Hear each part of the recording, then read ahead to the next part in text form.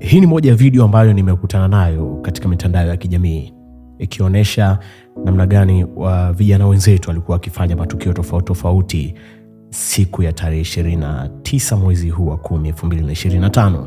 Najaribu kuwaza video kama hizi ni video ambazo hazisemwi mbele za watu.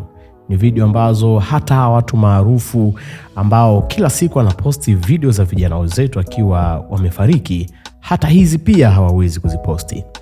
Jaribu kuwaza, ni kijana ambaye umejichanga, umefikisha fedha zako kiasi, umetengeneza kitu chako cha kujiingizia kipato. Lakini leo kijana mwenzako huyu anakuja anafanya vitu kama hivi. Haimaanishi kwamba iliyotokea ni mazuri sana.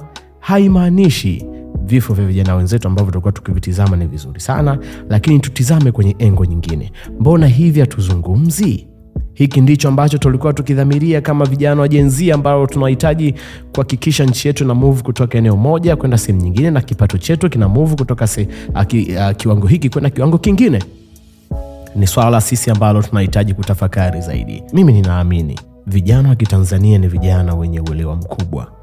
Nadhani hii haikupaswa kuwa hivi. Unavunja duka la simu la mtu, mfano ni kijana mwenzako ambaye amejichanga, hana kazi serikalini, si mwana CCM, hana ndugu serikalini, lakini huyo unamvunjia, unasema tunataka haki. Ni haki ambayo tulikuwa tukitafuta kwa namna hii. Mtizama jamaa, na ni kijana kabisa ambaye inawezekana na familia, ana dada zake wanafanya kazi hapa kwenye kituo hiki, kuna kaka yake ambaye anafanya kazi kwenye baa hii, lakini leo anakuja kusitisha kazi yake kwa sababu anataka haki. Turudi nyuma, tutafakari.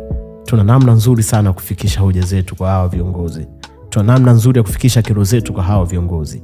Sio kwa namna hii ya kwenda kuharibu mali za watu ambao hawana hata cheo katika vyama, sio wana CCM, hawana kazi serikalini. Turudi nyuma ndugu zetu. Hii inaumiza sana. Inaturudisha nyuma.